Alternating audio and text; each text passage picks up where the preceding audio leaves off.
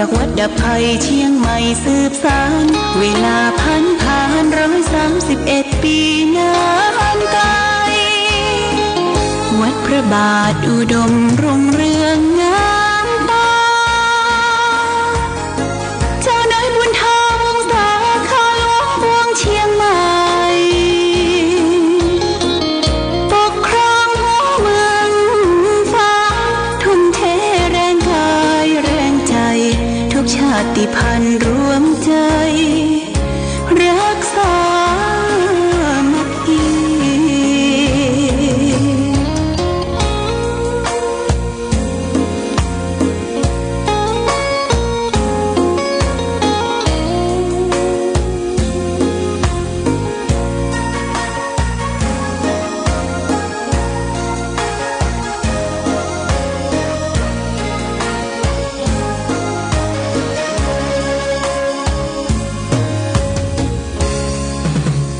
เป็นวัดร้างโบราณสืบสาน2524พระมหาราชครูเกษราปัญญาปรมาติกาจารย์จากวัดดับภัยเชียงใหม่สืบสานเวลาผ่าน131 ปีนานไกลวัดพระบาทอุดมรุ่งเรืองงามตา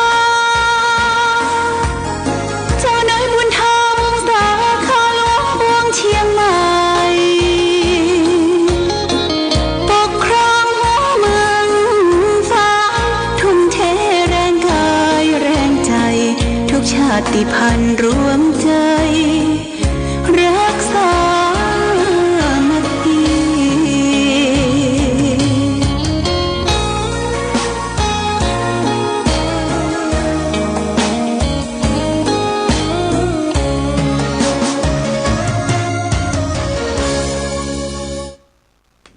เจริญสุขศรัทธาสาธุชนญาติโยมท่านพุทธบริษัททั้งหลายวันนี้รายการธรรมประทีปส่องต่างก็ได้มาพบปะกับพ่อแม่พี่น้องศรัทธาสาธุชนญาติโยมแห่งครั้งหนึ่งวันนี้เป็นวันศุกร์ที่7เดือนมีนาคมพุทธศักราช2568 March 2025 ซึ่งตรงกับเดือน4ใต้เดือน6เหนือขึ้น9ค่ำปีมะเสงวันนี้ก็อากาศท้องถิ่นก็สดใสแจ่มใสดีแต่ว่าจะมีฟ้าฝนลมแรงมาอยู่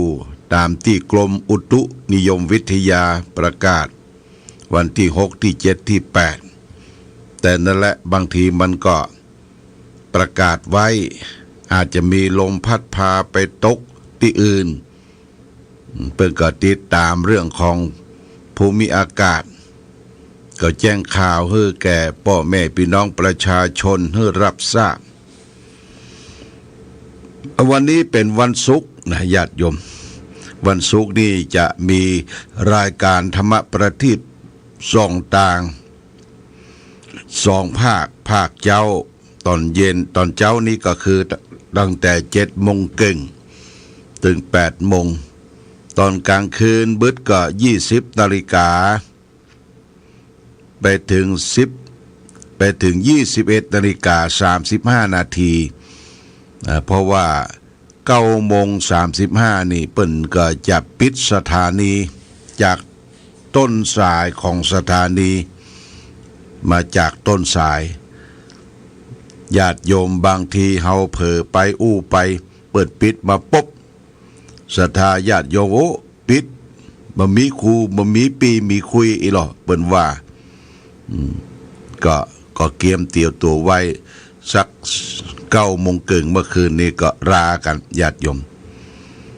แต่ว่าคืนนี้จะมีการไปเทศนาธรรมเทศธรรมที่วัดเทพอำนวยก่อนแล้วก็เอาเปิด ธรรมะที่ได้เต้ที่ได้อัดไว้คือแก่ศรัทธาญาติโยมได้ยินได้ฟังเดี๋ยวก็จะมาพบกันในช่วง9:15นี่ก็มาแล้วนะก็จะได้ได้จาทำน้ำมนต์แจกจ่ายให้แก่ศรัทธาสาธุชนญาติโยมต่อไปวันพรุ่งนี้เป็นวันที่8วันที่8นี่อาตมาภาพก็จะได้เดินทางไปที่อปจ.องค์การบริหารส่วนจังหวัดเชียงใหม่ท่านนายกพิชัยจะได้ทำบุญที่อปจ.ก็นิมนต์เจ้าคณะพระสังฆาธิการระดับเจ้าคณะอำเภอได้ไปร่วมกันเจริญพระพุทธมนต์ก็จะออกจากฝั่งนี้5:30นะ5:30ถึง7:30เขาก็คือเนนได้มาเปิดรายการธรรมะที่อัดไว้ที่ได้แสดงไว้เป็นของเก่าของเดิมเขาก็ฟังกันต่อไปอันนี้ก็แจ้งญาติโยมท่านสาธุชนไปที่อปจ.ชันเพนที่หั่นอปจ.เชียงใหม่ก็จะเลาะไปตังดอยสะเก็ดพดไปแม่ขจารพดไปแม่สวยไปแวะที่วัดดินดำ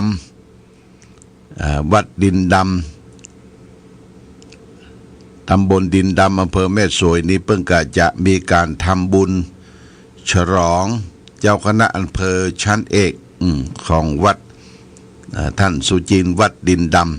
ำแล้วก็จะกลับจากที่แม่สวยมาก็ค่ำและกลางคืนวันพรุ่งนี้วันที่8ก็จะได้ไปแสดงธรรมที่วัดทุ่งยาวในการทำบุญประชุมเพลิงศพของหลวงพ่อมูลนี่เป็นพระครูสัญญบัตรที่วัดทุ่งยาวละนะแต่ลืมชื่อเปิ้นไปก็จะได้ไปแสดงธรรมวันพรุ่งนี้วันที่8กลางคืนวันที่9นี่ก็จะได้ไปวันวันอาทิตย์ก็จะได้ไปเจริญพุทธมนต์ที่โรงเรียนอาชีวะน็อตโรงเรียนอาชีวะก่อนน็อตแล้วก็ตอนบ่ายก็จะได้ไปร่วมประชุมเพลิงศพหลวงพ่อมูลวัดทุ่งยาวอำเภอชัยปราการนะแจ้งญาติโยมท่านสาธุชนตั้งหลายได้รับทราบก็ในวาระโอกาสวันนี้เป็นวันศุกร์วันพรุ่งนี้ก็วันเสาร์เชิญญาติโยมได้มาร่วมปฏิบัติธรรมประจำวันเสาร์ขึ้นวัดขึ้นวาต่างวัดทางวาเฮาก็ได้เตรียมการทำสำรับกับข้าวน้ำชากาแฟเตียนต้อนรับญาติโยมท่านสาธุชนทั้งหลายและก็วันที่21มีนานี่หลวงพ่อจะเดินทางไปเชียงตุงไปทอดผ้าป่าไปทำบุญอายุวัฒนมงคลครบ73 ปีแล้วก็จะไปสืบชะตาที่เมืองเชียงตุงก็มีญาติโยมที่สนับสนุนมาแล้วมีแม่มีพินชัยโยภาสร่วมทำบุญผ้าป่าหลวงพ่อ1,000 บาทนี่บ้านปางปอยแม่อามกรดคลำบ้านปางปอย190 บาทปอหมออินทรแม่จงดีเชื้อกันทาร่วมทำบุญทอดผ้าป่าในการทำบุญอายุหลวงพ่อแหม1,500 บาทคุณวัฒนาพรกิติกูลหลังโลตัสฝางเจ๊แดงร่วมทำบุญกับหลวงพ่อแหม3,000 บาทพ่อบุญธรรมแม่รัตนาสังคำฟั่นบ้านปงหนองเวียงป่าเป้าร่วมทำบุญมากับหลวงพ่อแหม1,000 บาทเพื่อจะได้รวบรวมปัจจัยไปทอดผ้าป่าสมทบทุนสร้างโรงครัวที่วัดหนองนวลสร้างกุฏิสงฆ์ที่วัดเชียงดืนสมเด็จสังฆราชและก็ร่วมสร้างวิหารวัดพระสิงห์เมืองเชียงตุง3 ที่ 3 แห่งก็แจ้งญาติโยมท่านสาธุชนตั้งหลายได้รับทราบมาณโอกาสนี้ วันนี้ได้มาพบญาติโยมก็จะฝากรักธรรมตีว่าวันนี้เอาเรื่องทางสุขใจนี่นะเรื่องเพื่อนแท้เนี่ยมันเป็นจะไดเฮาก็ลองฟังคิดแล้วก็พิจารณาอันยังเป็นเพื่อนแท้ของเฮาเปิ้นก็บอกว่าในการทำมาหาเลี้ยงชีพนะบ่มีวิชาความรู้มากใครที่มีความรู้มากมีวิชามากและมีความสามารถมากผู้นั้นก็ย่อมทำงานก้าวหน้าไปอย่างรวดเร็วกว่าผู้ที่บ่มีวิชา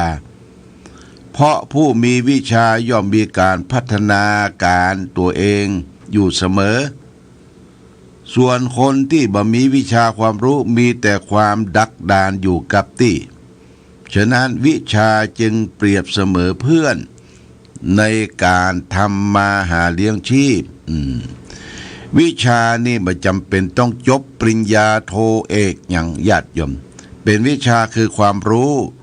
ภูมิปัญญาของแต่ละท่านแต่ละคนบางท่านเปิ้นบ่ฮู้หนังสือหนังหาแต่ทำอันอย่างจ้างอย่างปอกไม่ออกตั้งหลายมาสารกุยสารซาทำทอพุงทอผ้าอย่างจ้างด้วยความจำก็คือเป็นวิชาละเป็นวิชาที่เฮาได้เรียนรู้มาบางคนก็ทำอาหารเก่งนะญาติโยม ทำอาหารเก่งอย่างแม่เนาะแม่เฮาเนี่ยตะก่อนเนี่ยเฮากินอาหารกับแม่เปิ้นทำรสชาติอาหารเนี่ยมันอย่างมาอร่อยเนาะอร่อยมันล้ำนะญาติโยมฝีมือของแม่แต่เปิ้นบ่ไปปืดพอตำรับตำราบ่เรียนรู้แต่ทำสืบทอดตันมาด้วยความถนัดด้วยความเจนจัดในการทำสำหรับกับข้าวอาหารแกงหยังก็ลำนะแต่ก่อนอันนี้เป็นวิชาเหมือนกันเป็นวิชาเป็นความรู้ทุกคนเนี่ยจะไปปฏิเสธว่าเฮาบ่ฮู้หนังสือหนังหาบ่ฮู้เรื่องราวแต่เฮาฮู้บางเรื่องที่คนยังบ่ฮู้คือได้ภูมิใจนะญาติโยมเฮารู้มีวิชาในบางเรื่องบางประการสมัยครั้งพุทธกาลนั้นพระพุทธเจ้าเพื่อจะยกย่องเทิดทูนอริยสาวกพระสาวกทั้งหลายว่าเลิศในทางไหนดูเจ้าองค์ไหนบ่เหมือนกันลูกญาติโยมบางคนก็เลิศในทางผู้มีปัญญามากบางคนก็มีฤทธิ์มากบางคนก็แสดงธรรมกระจายย่อธรรมให้ฟังง่ายๆบางรูปก็มีเรียกว่ามีลาภมากอย่างพระศิวลีเนี่ยมีลาภมากญาติโยมไปที่ไหนถ้าได้พระศิวลีไปตัวนี่ก็พระพุทธเจ้าก็โอ้สบายละวันนี้ลาภสักการะเกิดจากพระศิวลีก็เอามาเป็นภัตตาหารเลี้ยงพระเจ้าประสงค์ทั่วไปเนี่ยญาติโยมนะก็น่าภูมิใจว่าคนเฮาเกิดมาเป็นมนุษย์เป็นคนเนี่ยมีวิชาความรู้ติดตัวมีภูมิปัญญาติดตัวอย่าได้ไปประมาทตนเองตนเก่าว่าบ่ฮู้หยังบ่ใช่เฮาเป็นคนฮู้นะญาติโยมนะเป็นคนฮู้เท้าบ่ฮู้เนี่ยเฮาบ่เลี้ยงลูกเลี้ยงเต้าสืบสานบ้านเมืองสร้างวัดสร้างวามาจนถึงปัจจุบันเฮาเป็นคนรู้นะญาติโยมอย่าไปประมาทอย่าไปประมาทตัวเองว่าบ่ฮู้เรื่องหยังจ้ะเฮามีความรู้การมีวิชาเนี่ยเหมือนมีทรัพย์อยู่นับแสนมีวิชาละทรัพย์อื่นไม่ขาดแคลนมีวิชาเหมือนกับทรัพย์แสนโกรธโทษไม่มีข้อหนึ่งยกคือเพื่อนแท้ของเราคือวิชาความรู้นะญาติโยมทีนี้การอยู่เย้าครองเรือนบ่มีไผที่จะร่วมทุกข์ร่วมยากเสมอภรรยาผู้ร่วมเรือนไม้ชายคาเดียวกันภรรยาหรือเมียจึงชื่อว่าเปรียบเหมือนเพื่อนในเคหสถานบ้านช่องของเขานี่ญาติโยมนะ ถ้าอูเป็นฆราวาสยาวเรือนที่อยู่กันเปิ้นมีกู้มีกินมีครอบมีครัวภรรยาสามีเปิ้นเป็นเพื่อนกันเอาเข้าอยู่ด้วยกันก็เป็นเพื่อนป้องกันกันดูแลความสารสุขทุกดิบเจ็บไข้ได้ป่วยเยียวยารักษากันโบราณเปิ้นบอกว่าลูกยังบัดเต้าผัวเต้าเมียผัวเมียอยู่ด้วยกันเปิ้นหูอกหูใจกันมีอย่างแบ่งกันกินแบ่งกันกินเจ็บไข้ได้ป่วยดูแลกันนี่ญาติโยมเพราะฉะนั้นเพื่อนที่สองนี่ก็คือภรรยาเรียกว่าเป็นเพื่อนในเคหสถานบ้านช่องต่อไปเพื่อนแท้แหมในการดำเนินชีวิตอยู่ในโลกจะมีเพื่อนคนไหนที่ติดซ้อยหอยตามไปทุกหนทุกแห่งเหมือนร่างกายนี้เป็นบะหมี่ดีร้ายอย่างใดร่างกายก็เป็นบะหมี่วันที่จะทอดทิ้งเป็นอันขาดนอกจากเวลาตายต่ออันร่างกายจึงชื่อว่าเป็นยอดสหายของคนเฮาร่างกายของเฮาเนี่ยร่างกายตีนมือซบปากอะไรอย่างต่างๆเนี่ยมันเป็นเพื่อนแท้ของเฮารักษาร่างกายให้ดีเนอะเพื่อนแท้เนี่ยเพื่อนที่สามเนี่ยคือร่างกายนะเว้นแต่มันซื่อสัตย์ต่อเฮาเนี่ยนะอย่างหัวใจเนี่ยมันก็ซื่อสัตย์ต่อเฮามันปรุงแต่งมันสูบฉีดโลหิตมันเต้นอยู่เฮานอนหลับเพื่อก็ติ้นอยู่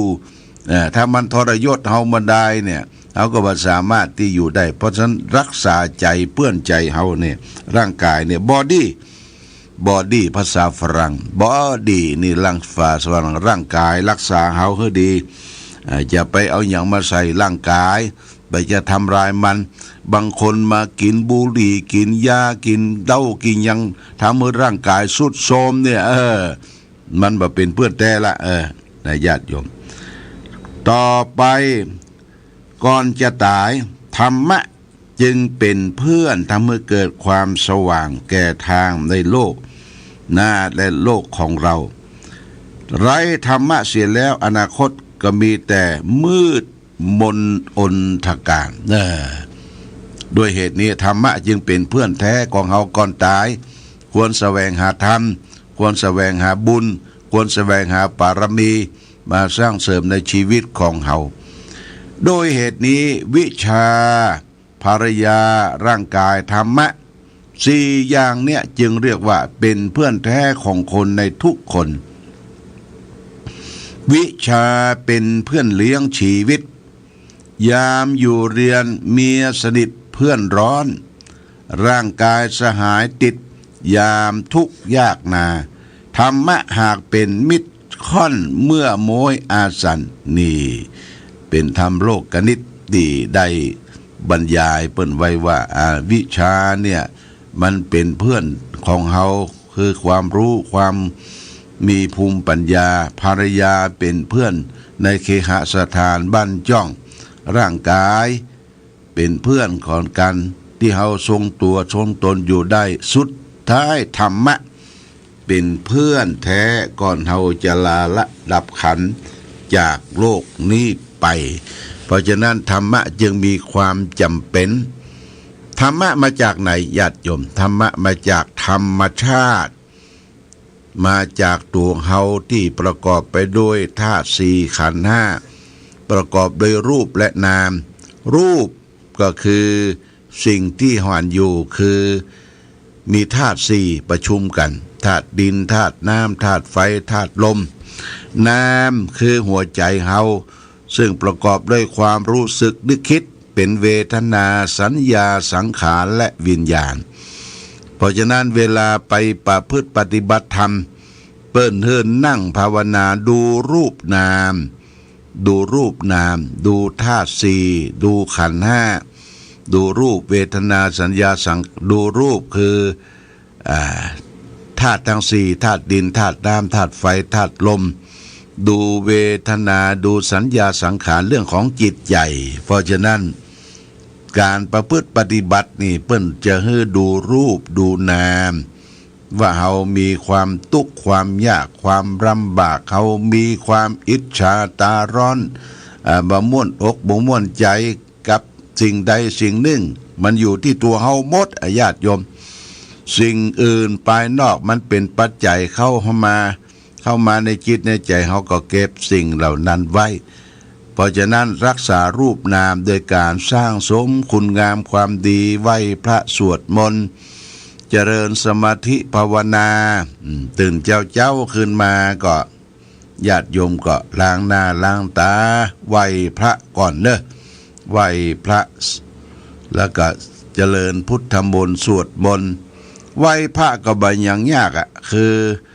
นะโมสามจบอรหังสัมมาสัมพุทโธอิติปิโสภควาสวากขาโตสุปฏิปันโนเสร็จแล้วก็นั่งเจริญสมาธิภาวนาตื่นขึ้นมาแล้วก็มากวาดมาเพี้ยวทำความสะอาดเช็ดถูดูบ้านดูจองทำสำรับกับข้าวหุงปลาดีเวลาก็ใส่บาตรญาติปกโบราณเปิ้นว่าตื่นเจ้าได้กินผักตังป่ายตื่นควายได้กินผักตังเก้าตื่นเจ้าได้หลายตื่นควายได้น้อย ปดต่ออันนี้มันเป็นจริงเด้อญาติโยมแต่ก่อนนี่เปิ้นตื่นเจ้าเอาจะไปเสาะอย่างมาทำอาหารกันกินนะไปเสาะผักเสาะไม้ตามหัวตามเฮาตามธรรมชาติมันเป็นผักยอดตังป่ายทั้งนั้นถ้าตื่นควายโอ้แจ้งควายเปิ้นเลี้ยไปหมดละเลี้ยก็หมายความว่าเอาไปหมดผักตังป่ายเอาได้ไปหั่นผักตังเป้าตังเก้าตื่นเจ้าได้หลายพอมีเวลานักตื่นควายได้น้อยมีเวลาน้อยนี่ญาติโยมเขาตื่นขึ้นมายกตัวอย่างเช่นวัดพระพุทธบาทอุดมนี่ญาติโยมมีต้นไม้ใหญ่นักมีล่มรื่นญาติโยมตื่นขึ้นมาได้เสียงนกเนี่ยเสียงนกกาเว้าเสียงนกกระปูดไก่ขันเสียงสะปะมันมารวมกันอยู่ที่ต้นไม้ใหญ่ไม้เหี่ยวต้นไม้ใหญ่นี่อยู่กลางบนสำนักปฏิบัติธรรมม่วนอกม่วนใจตื่นขึ้นมาได้เสียงนกกำปูดอูดห้องนะเสียงนกกาเว้ากาเว้าเสียงไก่ขันแอกแลแอกนะไก่ขันไก่หลวงพ่อก็มีเอาแป้งไว้กรงอยู่ข้างกุฏิแต่กรงใหญ่นะไม่ใช่มันทรมานมันมีไก่ปูไก่แม่อยู่ด้วยกันก็ซื้ออาหารการกินซื้อข้าวซื้อผักซื้ออย่างให้มันกินมันก็บอกว่าอยู่นี่สบายละถ้าปล่อยไปนี่บ่ได้มันตายมันนักมาบรรทุกไก่มันแย่งอาหารกันนี่นกเขาก็ขันโตนกเขานี่มันมากันรวมกันญาติโยมนกกอแกก็มาเด้อเฮาเข้าอ้อยนกเขานี่นกเอียงดำนกกอแกนกเขานกจอกน้อยก็มาอยู่รวมกันมีจอนด้วยนะที่วัดเนี่ยมีจอนหางปุก็มีจอนหางเร็วก็มีมันจังมากินกล้วยหลวงพ่อเอาข้างไว้ตีกุฏิเนี่ยแล้วก็มีแมวก็มีเนี่ยแมวนี่มันจะมาเป็นเวลามันกลัวหมามันมากินแล้วก็ซื้ออาหารมันมากินแล้วก็ไปละแมวแต่ที่บนนี้บ่เคยหันงูนะญาติโยมงูมันมีอยู่แต่ว่ามันรบมันซ่อนงูนี่กินอย่างกินหนูนี่โอ้บ่มีมันงูไล่ซุกไล่กินหนูอาหารของมันเพราะฉะนั้นสิ่งทั้งหลายทั้งปวงนี่มันเป็นธรรมชาติญาติโยมต้องตื่นเจ้ารับธรรมชาติเสียงนกเสียงกาเสียงกุเว้าเสียงนกกระปูดอูดโอ้มันม่วนอกม่วนใจญาติโยมนะนี่ก็ฝากไว้ว่าเฮาอยู่ตามธรรมชาติก็ได้ธรรมะได้ความถูกต้องได้ความสุขความร่มเย็นเป็นสุขถ้าไปอยู่ในหัวในเวียงอยู่ในตึกพอตรงไหนก็แห้งผากมีตาอิฐปูนทั้งหลายทั้งปวงนี่ร่างกายมันบ่ค่อยสดชื่นอันนี้พอตรงใดมันเย็นหูเย็นตาต้นไม้ร่มรื่น อย่างญาติโยมชอบไปกลางต้งกลางนาไปห้างต้งห้างนาไปยะการยะงานเนี่ยมันจื่นอกจื่นตามันจื่นใจจื่นใจได้ไปหันน้ำได้ไปหันต้นไม้ได้ไปหันพืชพันธุ์ธัญญาหารได้ไปห่ออันนั้นอันนี้อย่างห่อกระท้อนพ่องห่อบอกกล้วยกาพ่องฝรั่งเนี่ยมันชื่นอกชื่นใจนี่ก็เป็นธรรมชาติเขาอยู่ธรรมชาติก็ได้ธรรมะจากธรรมชาตินะญาติโยมเอาละวันนี้ได้มามาจาทักษาประสัยกับญาติโยมพอสมควรแก่กาลเวลาขอความผาสุขความมีธรรมยงบังเกิดมีแก่ศรัทธาสาธุชนญาติโยมทุกท่านรายการธรรมประทีปส่องต่างต้องขอลาก่อนขอผู้ฟังจงตั้งมั่นจิตหันษาโดยธรรมะขององค์พระพุทธาได้นำพาให้เกิดความสุขสงบเย็นขอเจริญพร